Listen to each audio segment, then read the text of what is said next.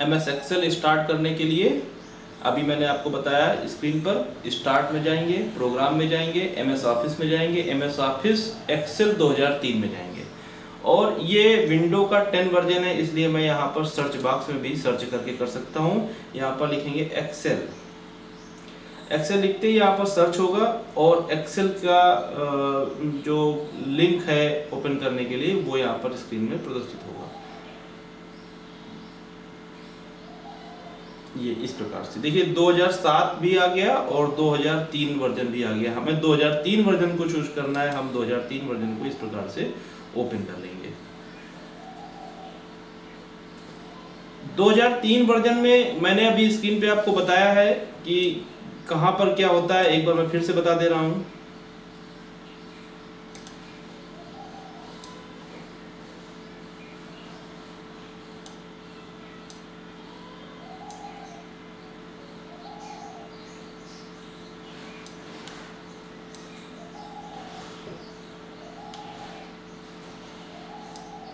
आप जैसा कि स्क्रीन पे देख रहे हैं, ये MS एक्सेल की पूरी विंडो स्क्रीन पर प्रदर्शित हो रही है। अब स्क्रीन पर जो विंडो प्रदर्शित हो रही है, इसमें आपको क्या क्या दिख रहा है मैं आपको बताता हूँ। सबसे ऊपर ये जो पट्टी दिख रही है, ये है टाइटल बार। टाइटल बार के राइट साइड में क्लोज बटन, मैक्सिमाइज बटन और मिनिमाइज बटन। लेफ्ट साइड में एक्सेल का प्रतीक चिन्ह बना हुआ है और माइक्रोसॉफ्ट एक्सेल बुक 1 लिखा हुआ है। बाय डिफॉल्ट बुक 1 का मतलब है ये बाय डिफॉल्ट फाइल इस नाम से सेव होती है, इसलिए बुक 1। जैसे MS वर्ड में डॉक्यूमेंट 1 था, इसी प्रकार यहाँ पर बुक 1। इसके नीचे जो पट्टी है, इसमें file, edit, view, insert, format, tools, data, window, help, इस पूरी पट्टी को हम कहते हैं मेनू बार। मेनू बार के नीचे ये है standard tool bar, MS word में आपको मैंने बताया था, और ये है आपका फॉर्मेटिंग टूल बार। इसके नीचे ये एड्रेस बार होता है और ये ABCD जो लिखा हुआ है ये है कॉलम हेडिंग्स, और लेफ्ट साइड में 1 2 3 4 5 6 7 इसी प्रकार से एंड सो ऑन। ये है आपके रो कॉलम, ये हो गई रो हेडिंग्स। रो हेडिंग के राइट साइड में ये टास्क पेन है, इसको हम क्लोज कर सकते हैं यहाँ से। इस जगह पर ये वर्टिकल स्क्रॉल बॉक्स, और जिस जगह पर ये ऊपर नीचे खिसक रहा है इसको बोलते हैं वर्टिकल स्क्रॉल बार। इसी प्रकार ये नीचे हॉरिजॉन्टल स्क्रॉल बॉक्स है, और जिस जगह पर ये दाएं बाएं खिसक रहा है इसको हॉरिजॉन्टल स्क्रॉल बार बोलते हैं। लेफ्ट साइड में ये शीट 1, शीट 2, शीट 3 ये 3 शीट टैब हैं। By default sheet 1, sheet 2, sheet 3 यानी 3 टैब ओपन होती हैं, और एक शीट में मैंने बताया था आपको 256 कॉलम 65,536 पंक्तियां होती हैं। ये मैं आपको स्क्रीन पर दिखा देता हूं कैसे 256 कॉलम्स होते हैं। आप देख रहे हैं A से शुरुआत हुई है और A के बाद आप देखते चले जाएंगे Z तक, तो ये गया। Z के बाद देखिए AA शुरू हो गया, AA के बाद आप AZ के बाद BA से शुरू हो गया, ये देखिए आप BA से शुरू हो गया। इसी प्रकार सबसे लास्ट जब पहुंचेंगे तो आपको मिलेगा IB। ये 256 कॉलम हो गए, और इसी प्रकार मैं सबसे लास्ट में रो में पहुंचता हूं, देखिए 65,536 ये रोज हो गई। इतना डाटा एक शीट में आता है। इसी प्रकार शीट 2 में, इसी प्रकार शीट 3 में, और आवश्यकता पड़ने पर और शीट को हम ऐड कर सकते हैं। तो ये आपका स्क्रीन हो गया एक्सेल का। एक्सेल की स्क्रीन में आपको लगभग सब समझ में आ गया होगा कौन सा आइकन कहां पर होता है, और नीचे एक ड्राइंग टूल बार और आवश्यकता पड़ने पर अन्य टूल बार्स ओपन हो जाते हैं। ये एक्सेल का पूरा विंडो हो गया। मेनू बार से मैं स्टार्ट करूंगा। जैसे MS वर्ड में मैंने बताया था, पहले सारे मेनूज बताए थे, उसके बाद टूल बार्स बताए थे, टूल बार्स के बाद मैंने प्रैक्टिकल करके आपको MS वर्ड पूरा किया था। इसी प्रकार मैं एक्सेल में आपको शुरुआत करूंगा मेनू बार से। मेनू बार में फाइल मेनू आपको मैं बताने जा रहा हूं। इसके विकल्प लगभग आपने पहले भी प्रयोग किए हैं, वर्ड में भी किए हैं और नोटपैड में भी किए हैं। मैं आपको एक बार सारे विकल्पों का रिवीजन करा दे रहा हूं, और स्क्रीन पर आप देख सकते हैं। देखिए फाइल मेनू में आप देख रहे हैं कि स्क्रीन पर मैंने फाइल मेनू ओपन कर रखा है। फाइल मेनू में आप देख रहे हैं न्यू है, पहला ऑप्शन न्यू, कंट्रोल+N, दूसरा ऑप्शन है ओपन कंट्रोल प्लस ओ, तीसरा विकल्प है क्लोज, चौथा है save control plus S, save as web page, save work space, file search, permission, web page preview, page setup, print area, print preview, print control plus P, send to, properties और exit. इन विकल्पों का प्रयोग Excel में करना है। जैसा कि आप जानते हैं न्यू विकल्प कंट्रोल प्लस एन इसका शॉर्टकट है। इसका प्रयोग करके या फाइल में जाकर के न्यू में क्लिक करके आप नई फाइल एक्सेल की ओपन कर सकते हैं। दूसरा विकल्प है कंट्रोल प्लस ओ, ओपन। आपने अगर पहले से कोई फाइल सेव कर रखी है उसको ओपन करना है तो कंट्रोल प्लस ओ का प्रयोग करके या फिर ओपन में जाकर के फाइल को ओपन कर सकते हैं। तीसरा विकल्प है क्लोज का प्रयोग करने पर ये आपका एक्सेल की जो विंडो है क्लोज हो जाएगी, केवल आपका एक्सेल का जो स्प्रेडशीट खुली हुई है या बुक 1 खुला हुआ है वो आपका क्लोज हो जाएगा। ये आपका प्रोग्राम नहीं बंद होगा, यानी प्रोग्राम विंडो ओपन रहेगी आपकी और फाइल बंद हो जाएगी। चौथा विकल्प है सेव कंट्रोल प्लस एस। इसके द्वारा आप फाइल को सेव करते हैं। फाइल को सेव करने के लिए कंट्रोल प्लस एस का प्रयोग करेंगे या फाइल में जाकर के सेव में क्लिक करेंगे और यथोचित नाम दे करके आप फाइल को सेव कर सकते हैं। अगला विकल्प है सेव एज में जैसा कि आप जानते हैं प्रतिलिपि तैयार करने के लिए प्रयोग करते हैं। कोई भी फाइल आपने पहले से बना रखी है उसकी प्रतिलिपि तैयार करना है तो सेव एज विकल्प का प्रयोग करके दूसरा नाम दे करके आप फाइल को सेव कर सकते हैं। इसके बाद अगला विकल्प है सेव एज वेब पेज।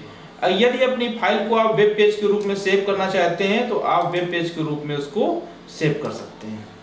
इसके बाद है file search, save work space में आप सेव करना चाहते हैं तो वर्क स्पेस में सेव कर सकते हैं। Web page preview, web page का प्रीव्यू देखना चाहते हैं यहाँ से देख सकते हैं। पेज सेटअप आपको मैं पेज सेटअप में आप उसके पेज का साइज, पेज का ओरिएंटेशन, पेज की मार्जिन और इसमें एक नया विकल्प आएगा परसेंटेज का। आप अपने व्यू को जो इस फाइल खुली हुई है उसके व्यू को थोड़ा सा छोटा कर सकते हैं, 100% ना निकाल करके आप उससे कुछ कम ज्यादा कर सकते हैं। ये मैं आपको प्रैक्टिकल में भी बताऊंगा। प्रिंट एरिया, जैसा कि आपको मैंने बताया इसका एक्सेल का प्रयोग डाटाबेस को बनाने के लिए करते हैं। डाटाबेस क्या होता है? बहुत सारी सूचनाओं का एक डाटा तैयार करना डाटाबेस कहलाता है। उन डाटा में से यदि हम कुछ निश्चित एरिया को प्रिंट करना चाहते हैं तो आप प्रिंट एरिया से उस एरिया को सेलेक्ट कर सकते हैं। इसके बाद अगला है प्रिंट प्रीव्यू के द्वारा आप एक्सेल की जो शीट बनाई है उसको प्रिंट प्रीव्यू देख सकते हैं कि किस प्रकार से आपका स्क्रीन पर आ रहा है। इसके बाद है print control plus P. Print area में जितने भी शीट को आपने सेलेक्ट कर रखा है उसको प्रिंट करने के लिए कंट्रोल प्लस पी का प्रयोग करते हैं और प्रिंट में क्लिक करके आप उसको प्रिंट निकाल सकते हैं। सेंड टू के माध्यम से आप अपनी फाइल को मेल के माध्यम से भेज सकते हैं या फैक्स कर सकते हैं। इसके लिए आपका लाइसेंस वर्जन एक्सेल होना चाहिए और दूसरा आपके पास नेट का विकल्प होना चाहिए, नेट के माध्यम से आप डायरेक्ट भेज सकते हैं। इसके बाद है प्रॉपर्टीज से जो फाइल खुली हुई है उसकी प्रॉपर्टीज आप चेक कर सकते हैं कि फाइल कब बनाई गई थी, इसका पाथ क्या है, किसने बनाया है, इसका ऑथर कौन है, ये आप सब देख सकते हैं। नेक्स्ट है लास्ट, ये है एग्जिट। इसका शॉर्टकट भी होता है ALT+F4 या एग्जिट में क्लिक करके हम एक्सेल से बाहर निकल सकते हैं। इस प्रकार से फाइल मेनू के सारे ऑप्शन है। एक बार मैं प्रैक्टिकल करके आपको दिखा दे रहा हूँ। फाइल में आप न्यू का प्रयोग करेंगे, राइट साइड में देखिए आपको लिख के आ रहा ब्लैंक वर्कबुक में क्लिक करेंगे। इस प्रकार से ब्लैंक वर्कबुक आपकी ओपन हो गई। इसके बाद यदि आप फाइल में कोई फाइल पहले से सेव कर रखी है उसके लिए मैं पहले से फाइल सेव कर देता हूं। फाइल में कुछ टाइप कर रहा हूं यहाँ पर, उसको मैं सेव करूंगा। इस प्रकार से मैंने 4 कॉलम बना लिए हैं। तो यहाँ पर मैं 1 लिख देता हूँ, यहाँ पर मैंने नाम लिख दिया।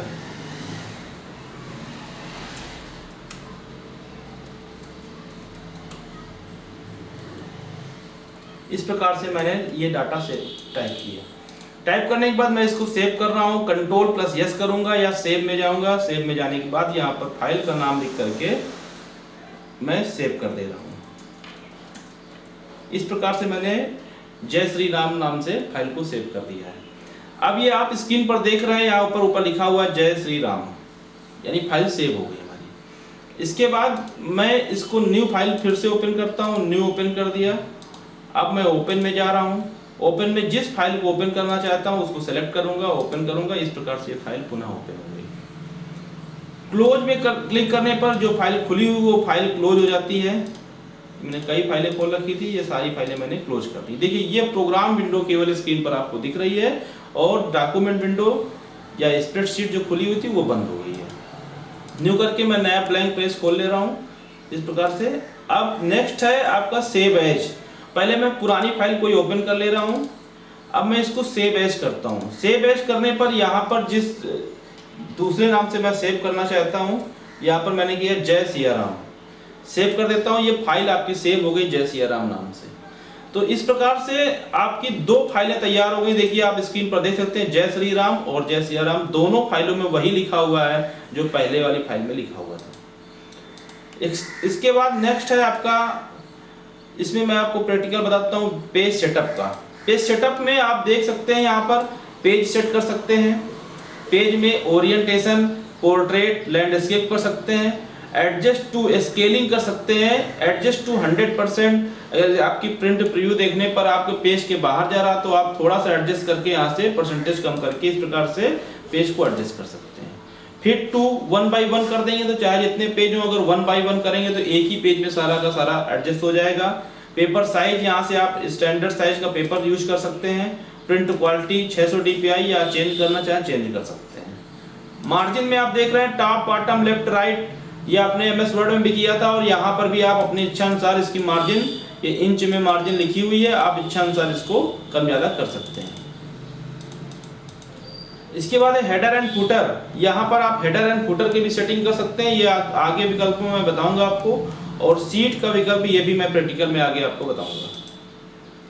इस प्रकार से पेज सेटअप हो गया। प्रिंट एरिया, जितना प्रिंट करना चाहते हैं, जैसे मैं मोबाइल नंबर नहीं प्रिंट करना चाहता हूँ, मैंने सेलेक्ट किया और प्रिंट एरिया में जाके सेट प्रिंट एरिया करेंगे। ये देखो डॉटेड लाइन से हो गया, डॉटेड लाइन से सेलेक्ट हो गया। इसके लिए आप व्यू में अगर पेज ब्रेक प्रीव्यू में करें तो उतना ही एरिया यहाँ पर हाईलाइट होगा जितना आपने प्रिंट के लिए लिया हुआ। देखिए मोबाइल नंबर मैंने प्रिंट के लिए नहीं लिया है, इस प्रकार से आ रहा है। अगर इसको भी लेना चाहते हैं, सेलेक्ट करेंगे, प्रिंट एरिया में जाएंगे, सेट प्रिंट एरिया करेंगे, ये भी अब प्रिंट हो जाएगा। इसके बाद है प्रिंट प्रीव्यू, जो प्रिंट में छपेगा। देखिए प्रिंट प्रीव्यू में ये आ रहा है, इतना प्रिंट प्रीव्यू में छपेगा, इतना बड़ा ये पेज होगा। इस प्रकार से हम प्रिंट प्रीव्यू देख सकते हैं। यदि हमारा जो प्रिंट प्रीव्यू है आवश्यकता के अनुसार नहीं है तो आप इसके चेंजमेंट कर सकते हैं पेज सेटअप में दोबारा जाकर के। इसके बाद है प्रिंट। यदि आप इसको प्रिंट करना चाहते हैं तो यहाँ पर आप प्रिंटर सेलेक्ट करके कितनी कापियां आपको प्रिंट निकालनी है, कितने पेज से कितने पेज तक का प्रिंट देना है, ये सब सेलेक्ट करके आप ओके कर देंगे, आपका पूरा का पूरा प्रिंट निकल के आ जाएगा। एक ये ऑप्शन है प्रिंट भाट सिलेक्शन, यानी जितना आपने चयनित किया उतना प्रिंट होगा। एक्टिव सीट, जो सीट ओपन है वो सीट प्रिंट होगी। और ये है एंटायर वर्कबुक, अगर एक वर्कबुक में कई सारी सीटें एक साथ आपने बना रखी हैं, सबका प्रिंट एक बार में निकालना है तो एंटायर वर्कबुक कर देंगे, सारी सीटों का प्रिंट एक बार में ही निकलना शुरू हो जाएगा। इसके बाद नेक्स्ट है आपका सेंड टू। मैंने आपको बताया था प्रॉपर्टीज में आप इससे संबंधित प्रॉपर्टी दे सकते हैं, जैसे टाइटल दे सकते हैं, सब्जेक्ट लिख सकते हैं, ये सारी चीजें आप एंट्री कर सकते हैं, सेव कर सकते हैं फ्यूचर रेफरेंस के लिए। और जो लेटेस्ट फाइलें ओपन की गई वो यहाँ पर दिखाई पड़ती हैं। अधिकतम 4 फाइलें लेटेस्ट यहाँ पर दिखाई पड़ती हैं। मैंने 2 ही फाइल ओपन की इसलिए 2 यहाँ पर दिख रही हैं। और एग्जिट ALT+F4 या एग्जिट का प्रयोग करके या यहाँ पर ये राइट क्लिक, ये क्लोज बटन में क्लिक करके आप एक्सेल को पूर्ण रूप में बंद कर सकते हैं। ये फाइल मेनू के सारे विकल्प आपको मैंने बताए हैं, आप लोगों को समझ में आ गए होंगे। और मैं एक बार फिर से निवेदन करना चाहूँगा कि आप चैनल SB कंप्यूटर एकेडमी को लाइक करें, शेयर करें, सब्सक्राइब करें, लोगों तक पहुँचाएं। Thank you.